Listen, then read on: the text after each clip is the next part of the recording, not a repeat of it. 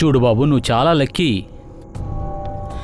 మీ నాన్న బండిని యాక్సిడెంట్ చేసినా కూడా మీ నాన్న నిన్ను ఏది తిట్టలేదు.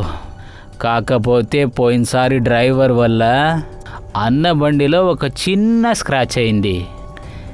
మీ నాన్న ఆ డ్రైవర్ని ఏం చేశారు తెలుసా? ఏం చేసావు నాన్న? ఇలా చూడు బాబు, నేను బిజినెస్ మ్యాన్, అన్నిటినీ సరికెట్టేశాను. చేస్తాను అంటే అదేంటంటే అన్న బండిలో వాడు మార్కేశాడు కాబట్టి అందుకే అన్నయ్య వాడు చెంప మీద కొట్టేశాడు. ఎలాంటి దెబ్బ తెలుసా? కాదా అన్నయ్య? ఇలా చూడు బాబు, ఫ్యూచర్లో జాగ్రత్తగా ఉండాలి. అదేంటంటే అన్న వస్తువుల విషయంలో చాలా ఎమోషనల్. ఏంటి ఖాళీ అయిపోయింది? రేయ్, తీసుకొస్తున్నావా లేకపోతే అక్కడ నువ్వు తాగేస్తున్నావా? తొందరగా డ్రింక్ తీసుకురారా. తెస్తున్నా సార్. రారా.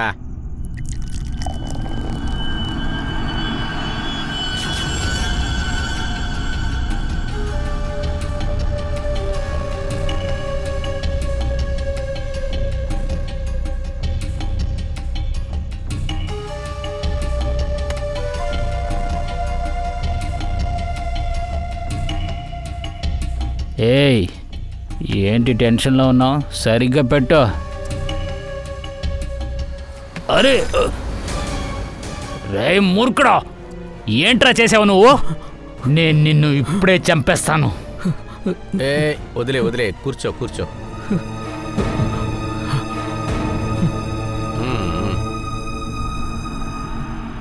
తప్పు చేసావు, పర్వాలేదు వదిలే. గ్లాసే కదా సార్. తప్పు జరిగింది, పొరపాటుగా చేయి తగిలి. ఎందుకు మళ్ళీ అదే చెప్తున్నావు? ఆ గ్లాసు నీకంటే అంత గొప్పది కాదు కదా. ఇలా రా, ఇలా రారా. అరే తీరా, కాల్లో గుచ్చుకుంటుంది.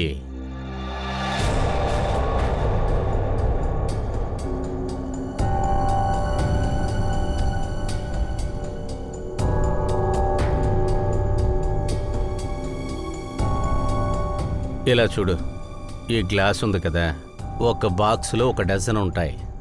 కానీ నువ్వు ఒక్కడవే కదా ఉన్నావు నాకు చాకరీ చేయటానికి. కానీ నీలాగా డజన్ మందిని అమ్మినా కూడా ఇటువంటి గ్లాసు మరొక్కటి కొనలేవు. అర్థమైందా? సార్, నా జీతంలో కావాలి. నువ్వు చేసిన పనికి ఎక్కడి నుంచి డబ్బులు ఇవ్వాలరా నీకు? పాపం వదిలే అన్నా. అలా కూర్చొని ముఖం చూస్తావేంటి? వెళ్ళి ఇంకో డ్రింక్ తీసురా. వెళ్ళబే. ఎలా చూడు, నెక్స్ట్ టైం వచ్చేటప్పుడు జాగ్రత్తగా తీసుకురా, లేకపోతే నువ్వు కూడా ఈ గ్లాస్ లాగే విరిగిపోతావు. జాగ్రత్తగా తీసుకురా. హలో హలో, ఎవరయ్యా మాట? వెళ్ళి బట్టలు మార్చుకోండి. నువ్వు చెప్పింది కరెక్టే, పద వెళ్దాం, పద. హలో, నువ్వేమన్నా మూగోడివా? వినపడతలేదా? Hello hello.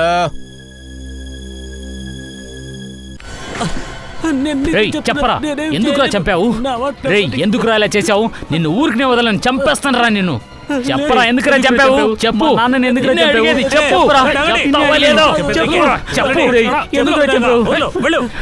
సమాధానం చెప్పు. వాడు నా అన్నయ్యని చంపాడు. వీడే మా అన్నయ్యని చంపింది. అరవకుండా ఉండండి, మమ్మల్ని మా పని చేయనివ్వండి, మేము చూసుకుంటాం. సరే చెప్పండి, ఎగ్జాక్ట్గా ఇక్కడ ఏం జరిగిందో. మీరెందుకు మోననే ఆయన్ని చంపిందని చెప్తున్నారు? ఆ సమయంలో ఆయన మోను తప్పించి ఇంకెవరక్కడ లేరు సార్. మీరెక్కడున్నారు? నేను కింద కిచెన్లో కుక్కుతో ఉన్నాను సార్. వీళ్ళిద్దరూ టెర్రస్ పైన కదా ఉన్నారు. లేదు సార్, మేమిద్దరూ కింద రూముకు వెళ్ళాం సార్. వీడు నా డ్రెస్ మీద వైన్ని చెల్లాడు సార్. డ్రెస్ మార్చుకోవడానికి నేను వీడితో పాటు కింద వెళ్ళాను సార్. అలాగైతే కొంచెంసేపు మీరందరూ కిందకి వెళ్ళినప్పుడు ఎవరో నిర్జర్ని చంపేశారు, అంతేగా? అయ్యో, ఎవరు కాదు సార్, వీడే మా అన్నయ్యని హత్య చేసింది. మా అన్నయ్య వైన్ గ్లాస్ని వీడే విరిగొట్టింది, అందుకే అన్నయ్య వీడిని కొట్టాడు. దానికి వ్యతిరేకంగా వీడే కావాలని మా అన్నయ్యని చంపేశాడు. వీడే సార్ చంపింది. సార్, నేను చెప్పలేదు. నేను వేరే గ్లాస్ తేవడానికి వెళ్ళాను. కానీ నా ముందే అయ్యగారిని చంపేశారు. భయంతో నా చేతిలోని గ్లాస్ పగిలిపోయింది. నేను నిజం చెప్తున్నాను సార్, నేను చంపలేదు సార్. అటాక్ జరిగినప్పుడు నువ్వు చూసావా? చూశాను సార్.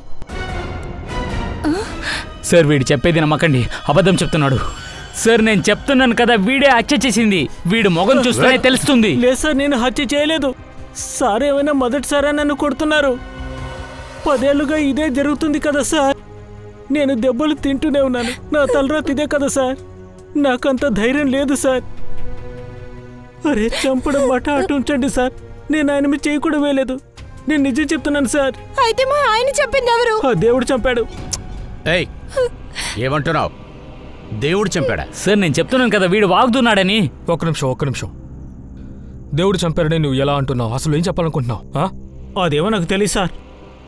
సార్ నా కళ్ళ ముందు అలాగే నుంచున్నారు. నేను చూస్తుండగానే ఆయన మెడ తెగిపోయింది. కత్తి లేదు, ఆయుధం కూడా లేదు సార్. అయోమయంగా ఉంది సార్. దాన్ని ఉపయోగించే మనిషి కూడా అక్కడ లేడు సార్. ఏ వెపన్ లేదా? అవును సార్, ఉన్నట్టుండి అతని మెడ తెగిపోయింది. ఇదంతా ఆ భగవంతుడే చేసుంటాడు సార్. ముందు అబద్ధం చెప్పేది ఆపు. సార్ నేను చెప్తున్నాను కదా, వీడే మా అన్నయ్యని చంపింది. వీడే సార్. శాంతించు. సార్ వీడు చెప్పేది మీరెలా నమ్ముతున్నారు సార్? అయినా మేమతన్ని నమ్ముతున్నామని మీకెవరు చెప్పారు? మేమేం చెయ్యాలో చెయ్యకూడదో అవన్నీ మాకు తెలుసు. మీరు నోరు మూసుకొని ఉండండి. ఈ మోనోని అర్థం చేసుకోలేకపోతున్నాను. భవిష్యత్తును నటిస్తున్నాడా? అభిజిత్, ఈ మోనో నటించాలంటే వేరే ఎవరి మీదైనా చెప్పొచ్చు కదా. ఇది దేవుడు చేసిన అద్భుతమని దేవుడి మీద వాడు ఇష్టం వచ్చినట్టు చెప్పడు కదా. కన్ఫ్యూజ్ చేయాలనుకుంటున్నాడేమో. ఒకవేళ తను ఈ విరిగిన వైన్ గ్లాస్ పెట్టుకుని తన బాస్ని హత్య చేసి ఉండొచ్చు కదా. అంకిత, ఒక విషయం చెప్పండి, మీరు మీ ఇంటికి ఎవరైనా వచ్చి వెళ్ళటం అనేది చూసారా? లేదు సార్, ఎవరైనా వస్తే నాకు ఖచ్చితంగా తెలిసి ఉంటుంది. మీరిద్దరు ఫుల్ టైం మీ రూముల్లోనే ఉన్నారా? అవును సార్. వాళ్ళిద్దరూ రూముకి వెళ్ళడం మీరు చూసారా? అవును, వాళ్ళు కూడా నన్ను చూశారు. సార్ చూస్తుంటే బయట వ్యక్తి ఎవరు లోపలికి వచ్చినట్టు అనిపించట్లేదు. అయితే ఇంటి బయట నుంచి వచ్చే అవకాశం ఉంది కదా ఈ పైప్ ద్వారా. ఫ్రెడీ, నువ్వు ఒక పని చెయ్యి. వీళ్ళందరి దగ్గర స్టేట్మెంట్ నువ్వు తీసుకో. ఈ కుక్ దగ్గర కూడా తీసుకో. అందరు చెప్పే రిపోర్టు కరెక్ట్గా ఉందని చూడు.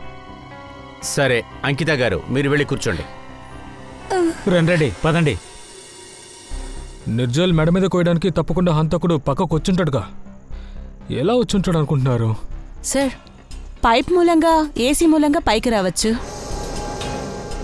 మీరు ఒక పని చేయండి, ఇక్కడ చుట్టుపక్కల ఉన్న వాళ్ళ దగ్గర మీరు విచారించండి.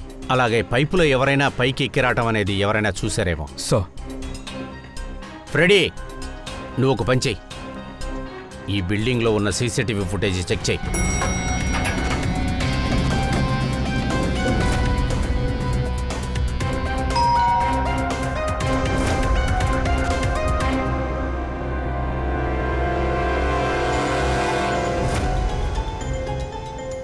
ఇందులో ఏమీ కనపడడం లేదు.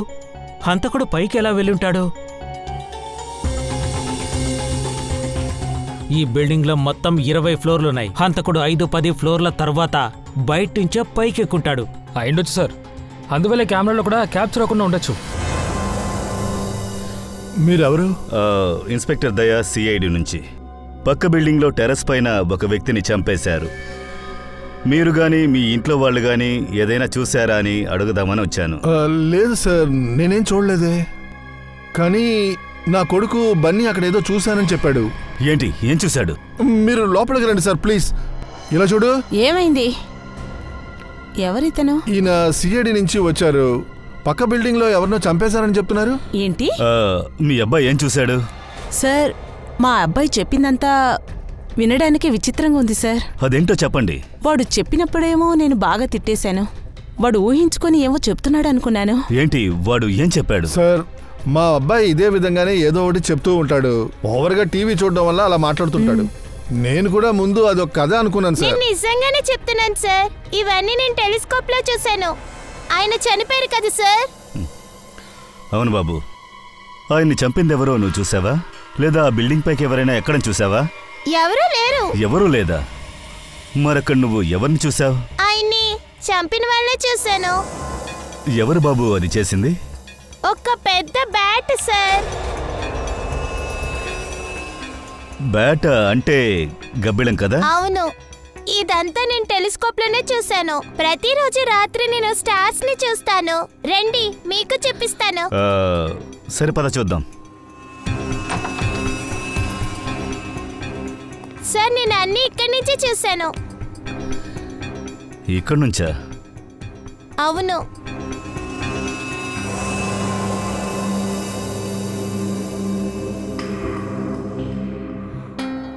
నేను నిజంగా చూశాను అంకుల్. బాబు, నీ ఫేవరెట్ సూపర్ హీరో ఎవరు? బ్యాట్మ్యాన్. ఓ, బ్యాట్మ్యానా? ఓకే, మీరు సిఐడికి చాలా పెద్ద హెల్ప్ చేశారు. Thank you. నేను బయలుదేరుతాను. Bye. Thank you sir. Thank you sir.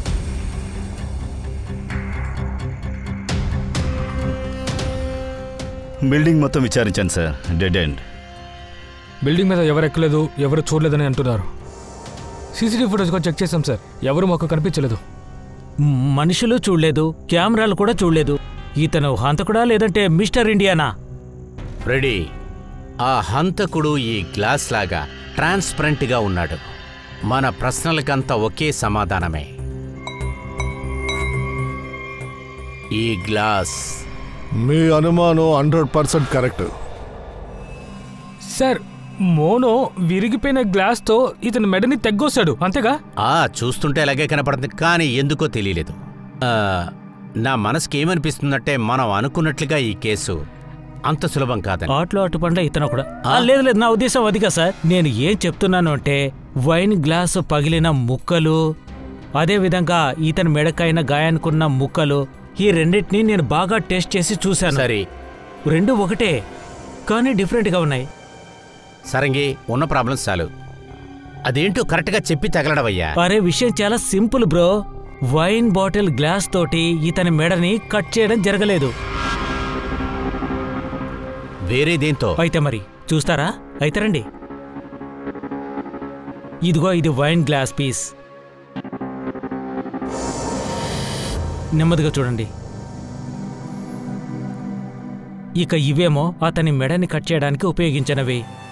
రెండింటికి తేడా ఉంది. చూడండి, వైన్ గ్లాస్ చాలా ఖరీదైంది, అది క్రిస్టల్తో తయారు చేసింది. కానీ ఇతని మెడ నుండి దొరికిన పీసెస్ అవి చాలా ధర తక్కువైనవి. ఇంకా చెప్పాలంటే చాలా చౌకైనవి. అవి అన్ని చోట్ల లభిస్తుంటాయని చెప్పొచ్చు. వైన్ గ్లాస్ పీసెస్తో చంపబడకపోతే మోను అతన్ని చంపలేదు. కానీ మనకక్కడ వేరే గ్లాస్ పీస్ ఏమీ దొరకలేదే. అరే బాబు సరంగి, వైన్ గ్లాస్ పీస్తో చంపకపోతే మరి ఏ గ్లాస్ వాడారని చెప్తున్నావు? ఇంకో విషయం, ఏ గ్లాస్ ముక్కలైతే ఇతని మెడ భాగం నుంచి లభించాయో ఆ గ్లాస్ ముక్కల మీద బ్లాక్ కలర్ డై, అలాగే గమ్ము కూడా ఉన్నింది. గమ్. బ్లాక్ రంగు డయ్యా? గమ్మా? హత్య చేసినవాడు ఆ ప్రదేశంలో లేడు. ఏ గ్లాస్తో అయితే హత్య చేశాడో వాడు కూడా అక్కడ లేడు. అయితే ఇదంతా చూస్తుంటే నేను ఇక్కడున్నా లేనట్టే అనిపిస్తోంది. బ్లాక్ కలర్ డై ఇంకా గమ్ము, అలాంటి గ్లాసెస్లో ఏముంటుంది? ఎవరు కోసుంటారు? దాంతో కోస్తే అసలు ఎందుకోసం కోసారు? అభిజిత్, కట్ చేసే గురించి కదా నువ్వు చెప్పావు. పతంగి మాంజాతో కూడా కట్ చేయొచ్చు కదా.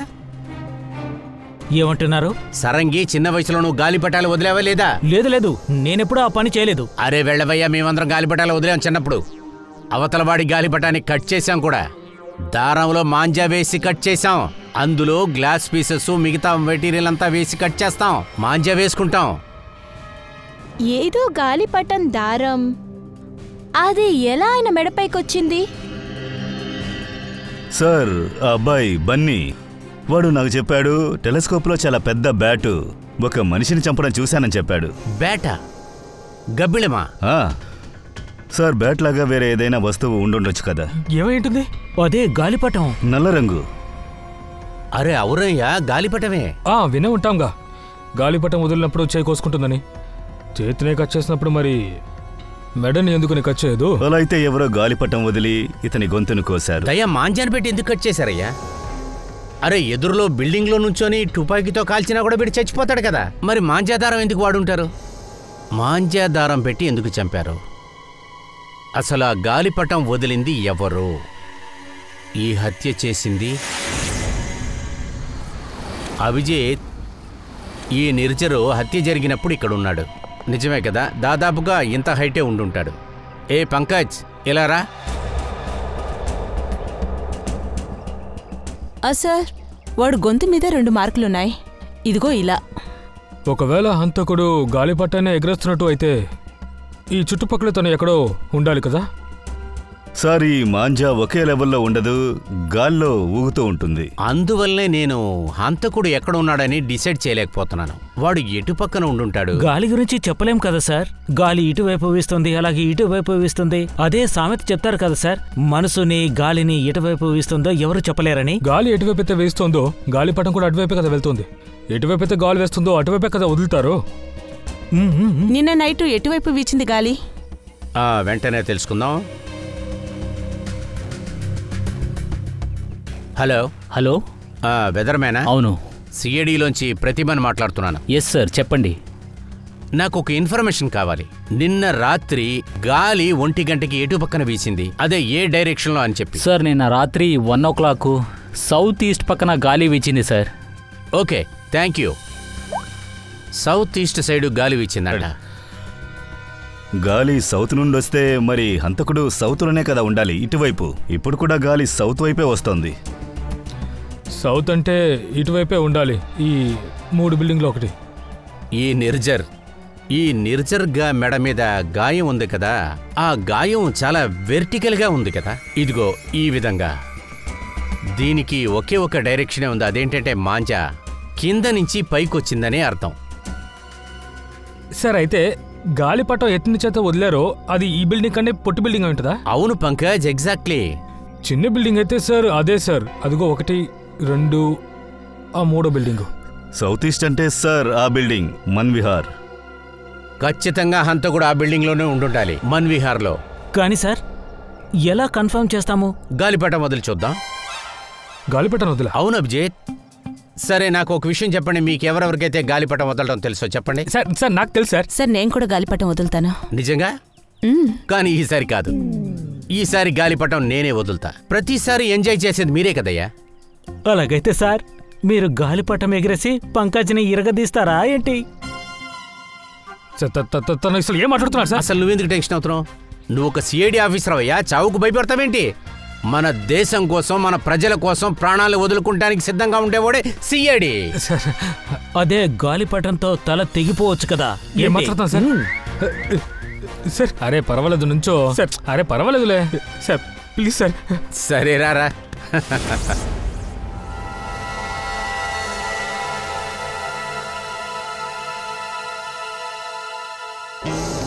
ఓయ్ అభిజిత్, బాగా బాగా డీల్ వదులు వదులు, దారి వదులు.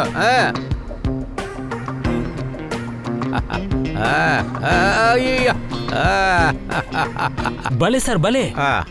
అభిజిత్ అభిజిత్, డీలు డీలు.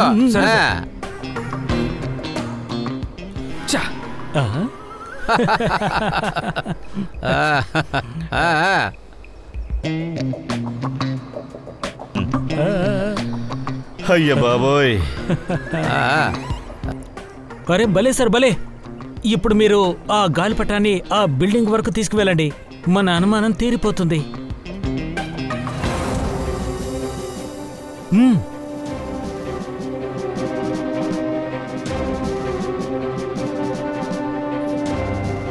అరే ఆగవయ్యా, ఇది పట్టుకో.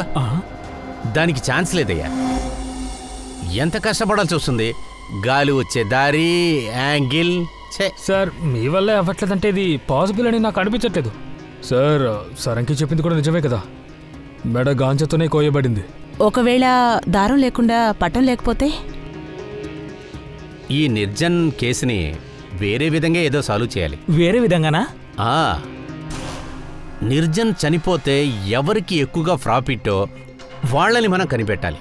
సార్, మీ పర్మిషన్ ఉంటే ఈ ప్లాన్ మొత్తం చేంజ్ చేయడానికి ముందు నేను ఒక వ్యక్తితో మాట్లాడాలనుకుంటున్నాను.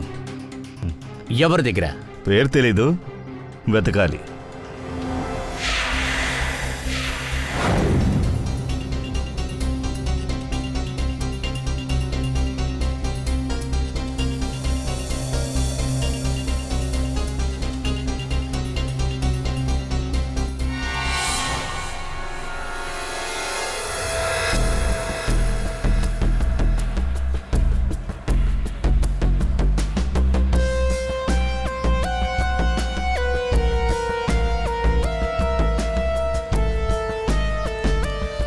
అల్తాఫ్ బాయ్, గాలిపటాలు ఎగరేసే వయసు మీకు దాటిపోయింది అనుకుంటున్నా.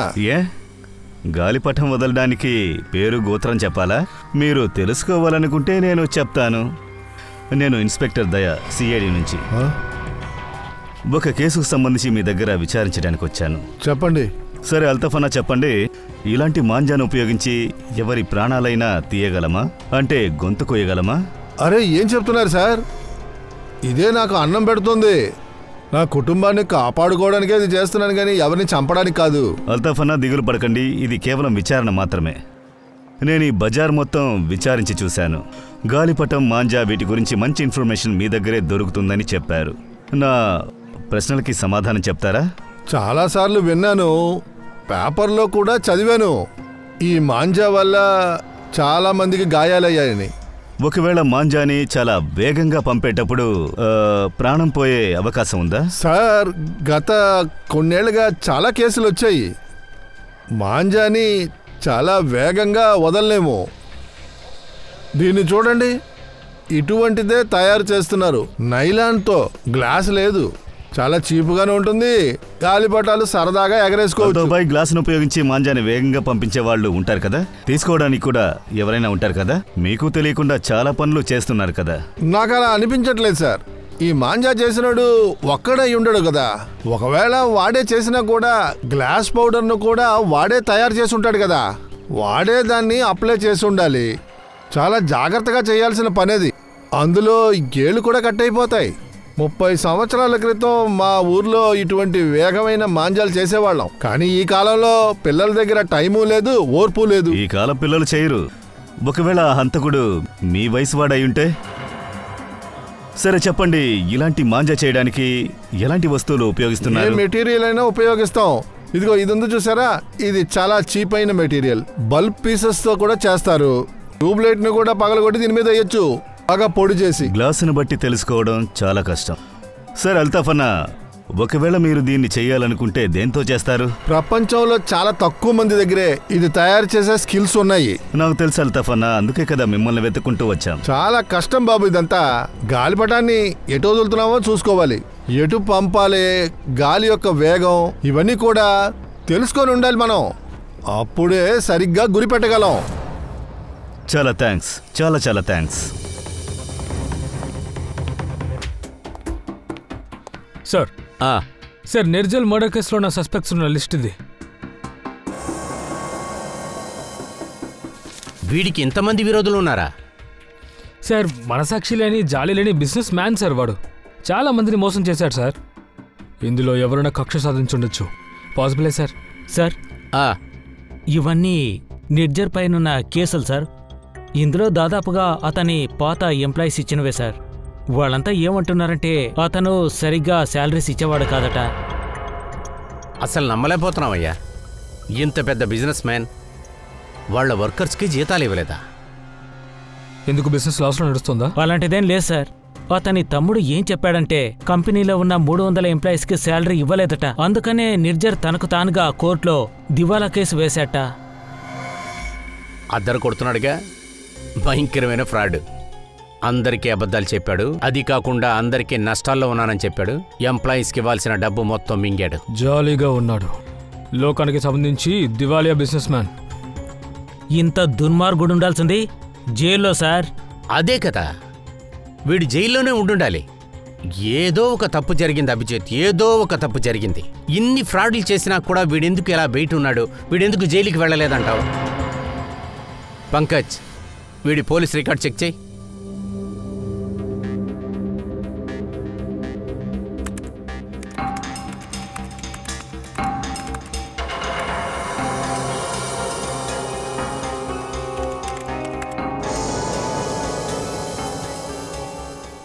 సార్, పోలీస్ రికార్డ్ ఉంది.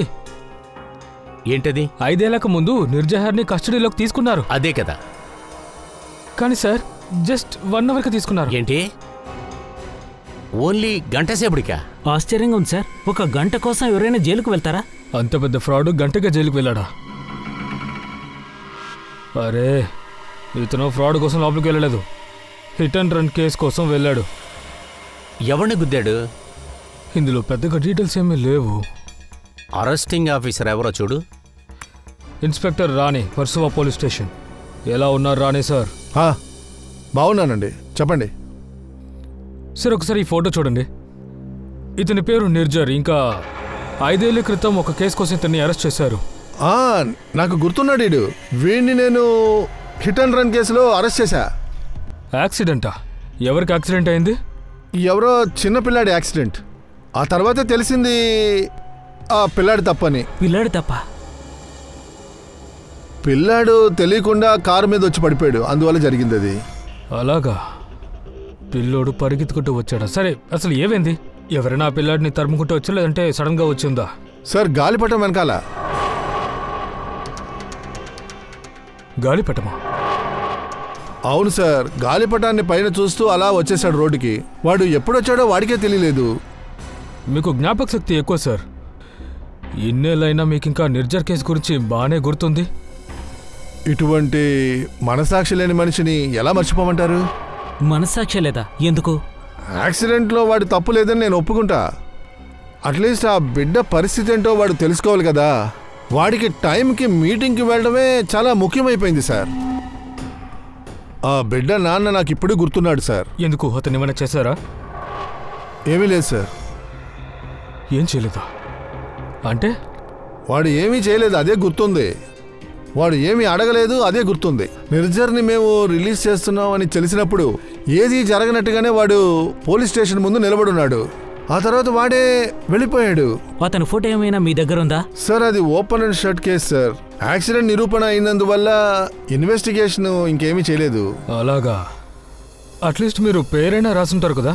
Yes sir. ఒక నిమిషం. ఆ నిర్జర్ కేసు ఫైల్ తీసుకురండి.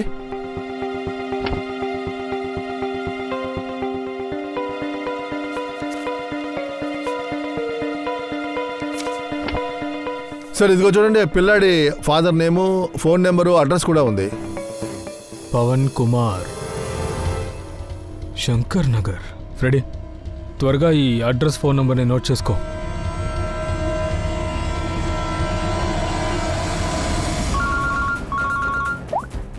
చెప్పు సార్, ఈ నిర్జర్ హిట్ అండ్ రన్ కేసులో ఒక లీడ్ దొరికింది. ఎక్సలెంట్. అందులో ఒక బిడ్డ చనిపోయింది. తన తండ్రి డీటెయిల్స్, అడ్రస్ అన్నీ దొరికేశా. ఓకే అభిజిత్, వాళ్ళ అమ్మానాన్ని వెళ్ళి మీట్ చేయి. వెళ్ళి విచారించుకోనరా. Yes sir. Okay sir. Freddy sir, నువ్వు రాణి సార్తో మాట్లాడి ఆ పవన్ స్కెచ్ రెడీ చేయించు. ఓకే, నేను ఈలోపు అతని ఇంటికి వెళ్ళి చూస్తాను. ఏమైంది సార్? పొద్దున్న గాలిపటాన్ని ఎగరేయడానికి వెళ్ళారు, ఇప్పుడు విచారణ చేస్తున్నారేంటి? ఏమైంది సార్? మీరిక్కడ ఇంతమందే ఉన్నారు, ఇక్కడేమో 5 మంది గార్డ్స్ అని వేసింది. 5వ వ్యక్తి అక్కడ. అవును సార్, శంకర్ కొన్ని రోజుల ముందే పనికొచ్చాడు. అనుకోకుండా పనిని వదిలేసి వెళ్ళిపోయాడు సార్. పని వదిలిపోయాడా? ఎందుకు తెలీదు సార్. వాడు పల్లెటూరు నుంచి ఏదో చెడు సమాచారం వచ్చిందని వెళ్ళిపోయాడు సార్. ఏదీ చెప్పకుండా వెళ్ళిపోయాడు సార్. సార్, నిన్న హత్య జరిగేటప్పుడు శంకర్ ఇక్కడే ఉన్నాడు సార్. తర్వాతే ఇంటికి వెళ్ళాడు సార్. సరే, ఈ శంకర్ ఫోటో ఉందా లేదా ఫోన్ నంబర్, అడ్రస్ ఇలాంటివి మీ దగ్గర ఉండాలి కదా? ఫోటో లేదు సార్, కానీ అడ్రస్ ఉంది. ఇదిగో చూడండి సార్.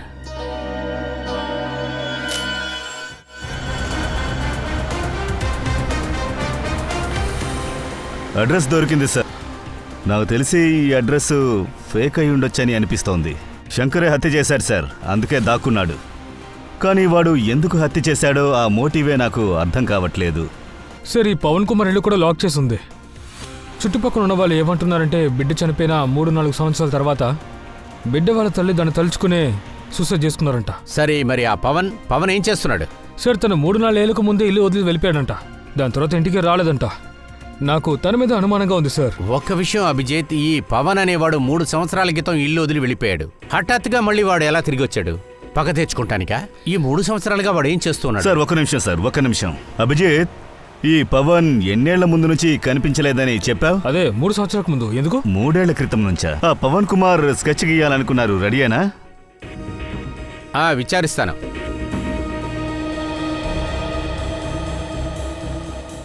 ఏంటి రానే, ఇంకా ఎంతసేపు పడుతుంది? కాసేపట్లో అయిపోతుంది సార్. గుడ్. దయా, ఇంకా కొంచెం టైం పడుతుంది, కానీ ఎందుకు అడుగుతున్నావు? ఏమీ లేదు సార్, నాకంతా అర్థమైంది. ఈ కేసు అద్దంలా స్పష్టంగా ఉంది. అద్దంలాగా క్లీన్గా ఉందా? అసలు నువ్వేం చెప్పాలనుకుంటున్నావు? సార్, నేను ముఖ్యమైన పని మర్చిపోయాను. కాసేపట్లో నేను బ్యూరోకి వస్తాను సార్. సరే, తొందరగా వచ్చేయ్. అవును, ఈరోజు నిద్ర రాలేదు. హే కైలాష్, చాలా థ్యాంక్స్. నీ వల్లే మేము ఈరోజు ఒక హంతకుణ్ణి పట్టుకున్నాం. అరే అవును, శంకర్ వాడిందులో తప్పుడు అడ్రస్ రాశాడు. అది వాడే రాశాడా? లేదు సార్, శంకర్కి చదవడానికి రాదు. అలాగా? మరి రిజిస్టర్లో అడ్రస్ రాసిందెవరు? అది ఏంటంటే సార్, నేనే రాశాను. ఇక్కడ కొత్తగా ఏ సెక్యూరిటీ గార్డ్ వచ్చినా వాళ్ళ పేరు, అడ్రస్, ఫోన్ నంబర్ ఇవన్నీ నువ్వే రాస్తావా? Yes sir. అరే అవును కదా, సారీ, నేను మర్చిపోయాను. రికార్డ్స్ మొత్తం నీ దగ్గరేగా ఉంటాయి. ఏ సెక్యూరిటీ గార్డ్ ఎప్పుడు పనికొస్తారు, ఎప్పుడు పని నుంచి వెళ్ళిపోతారు, ఆ రికార్డ్స్ మొత్తం నీ దగ్గరేగా ఉంటాయి. కైలాష్, ఈ బిల్డింగ్లో నువ్వు ఎన్నేళ్లుగా పనిచేస్తున్నావు? సార్ 3 ఏళ్లుగా పనిచేస్తున్నాను సార్. 3 ఏళ్లుగానా? 3 ఏళ్లుగా హంతకుడు కనిపించట్లేదు.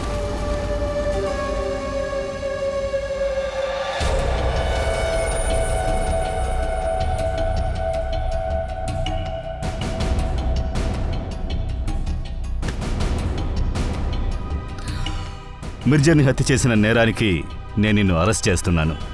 పవన్ కుమార్. పవన్ కుమార్ అంటారేంటి సార్? నా పేరు కైలాష్ సార్. మీరేదో కంగారులో ఉన్నారనుకుంటా, కన్ఫ్యూషన్లో ఉన్నారు. మీరు తప్పుగా చెప్తున్నారు సార్. కానీ నాకేమి కన్ఫ్యూషన్ లేదయ్యా, మిస్టర్ పవన్ కుమార్.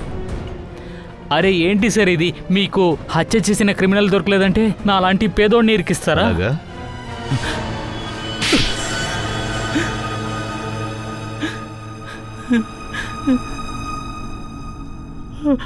అవును సార్,